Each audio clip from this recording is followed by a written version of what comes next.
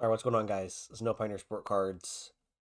Do not know how long this video is going to be, but as you can see by the title, I had a few things I wanted to get off my chest about this product release. Some things have been just driving me nuts in the past week or so, so I thought getting these off my chest, letting you guys know what I'm thinking, be perfect. So, first thing that I've just been getting driven up the wall with are these prices for 2021 Topps Chrome. These prices are nuts. As you can see here, Hobby boxes up to 11.50 a box, which is ridiculous for this box. I mean, the chases you have in here are debatably Piastri Porsche. I'm not going to even consider Guan Yu Zhou a chase. I guess any Hamilton port, like any Hamilton or Verstappen, I guess. But for 1,200 a box, besides pulling some of the big autos, like the prices just seem ridiculous right now. This also doesn't help the fact that Leclerc, with the recency of the season and Ferrari looking good, has just spiked to just ridiculous amounts. If you see here, Leclerc started off at around, more or less 3,000 was what he was kind of selling for. And then after his win in Bahrain, he decides, or the fans decide, that he is worth four times as much as he was about 3 to 4 weeks ago, which is just ridiculous. Some of the prices I've seen for solds are ridiculous. Another big one that I saw that just shows the state that the Formula One hobby's in is Verstappen's Gold 2020 auto sold for less than his 2021 Redemption Gold, which, like, it blows my mind. It's so stupid and ridiculous that people are paying more for the 2021 product on a gold auto for Verstappen that I can't take anymore. I had to talk about it. That the people coming in don't know what they're doing, and it's blowing my mind. So, and before I go any farther, my throat, a little dry. So if I start having a coughing fit, I'll take a second, I'll cut it, I'll drink some water just so you don't have to you don't have to deal with me start coughing everywhere. But yeah, it's just I it needs to be called out that the new people coming in don't know what they're doing and they're spending money willy nilly, and it's gonna backfire and bite them big. And I want just to say that I'm gonna try to give some tips to help these people out, but I guess you're gonna have to deal with me because I just can't take it anymore. It's driving me nuts seeing all these people. Sorry, I had to take a sip of water. So the first thing, like I said, were those prices. The next thing driving me up the wall are all these new people coming in and acting like they know everything there is to know about Formula One. I want to preface this by saying new people are a good thing, and I'm a welcoming person and everything. The thing that gets me annoyed is when people question veterans in the hobby for Formula One specifically and say they don't know what they're doing, while also preaching stuff that is just makes no sense. I saw an example of a good friend of mine. I'm gonna preface by saying a good friend of mine made some points that I wholeheartedly agree with. That some of the people like Vettel, Kimi, Alonso, some of these guys who have championships, who are going to be considered all-time greats or great drivers after their careers are over, are undervalued. And then I'm just seeing new people come in and argue with these guys, saying Lando is a much better buy, which blows my mind that somebody even can compare Lando to these guys in the first place. Then the thing that gets me even more annoying is people agreeing with them and telling these guys that these veterans that they're wrong and don't know what they're doing. It's mind blowing to me. I don't understand it.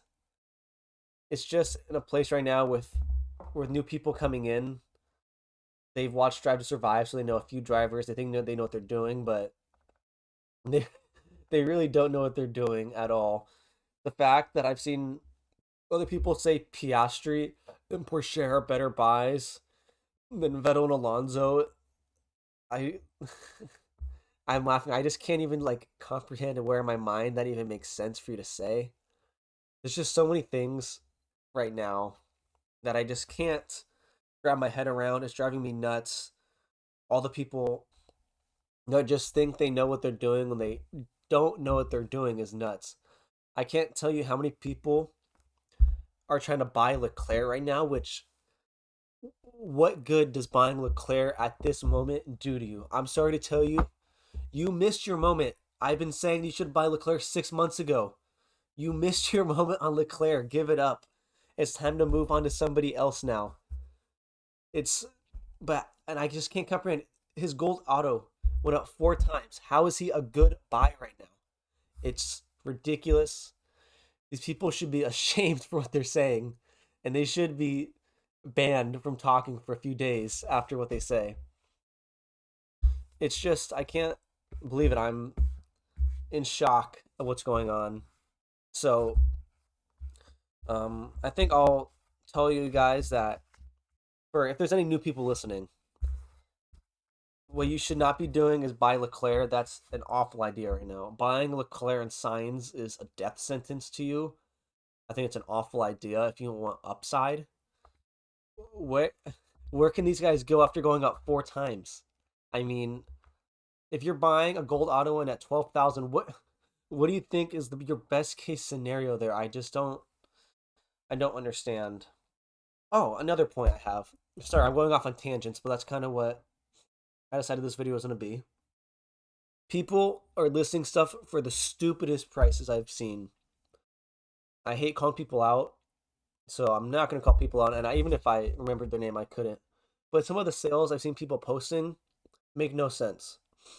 I've seen people post the Leclerc Gold Auto for 12,000, which is that's what it's selling for. So I'm not going to argue for them trying to sell it for that price. But then I see people trying to sell. I saw an insert Leclerc one of one from Chrome, a superfractor. Somebody trying to sell for $20,000, and then arguing with people that it's a fair price. Like it's it's nuts to me. I cannot explain what the thought process of some of these people are. Why you think you can get that much money? It's almost it seems like everybody, and this I guess is only for a few people who know this reference, but it seems like everybody is starting to become the Leclerc one of one lights out guy who just knows nothing about the hobby, or if they know something, they know very little. They act like they know it, and they sell for over market. And if somebody offers a fair value, they say they're an idiot and that they don't know the hobby, and it's ridiculous. So where was I going? Oh yes, where you should be buying. So for the new people or people who just want buying advice, like I said, Leclerc, awful buy right now. You should have been buying him months ago, like I said. If you want somebody who actually makes sense to buy, look into Vettel, look into Ocon. Those are two guys that I really like right now for my buying. I like Ocon for a short term, about 3 to 6 months. I like Vettel. I've always liked Vettel as a long play. I really do like him as a long play still, and he's who I'm buying the most right now for a long play. With how many races, 50 something races, 4 time champ. I love those numbers. What I do not like is Piastri's numbers, who hasn't raced a single time in F1 and has an auto for almost $1,000. That's what I do not like. Then for Ocon, Alpine looks decent this year. I do like Alonso, but he doesn't have a ton of stuff, and his stuff actually commands some value because he's a 2 time champ.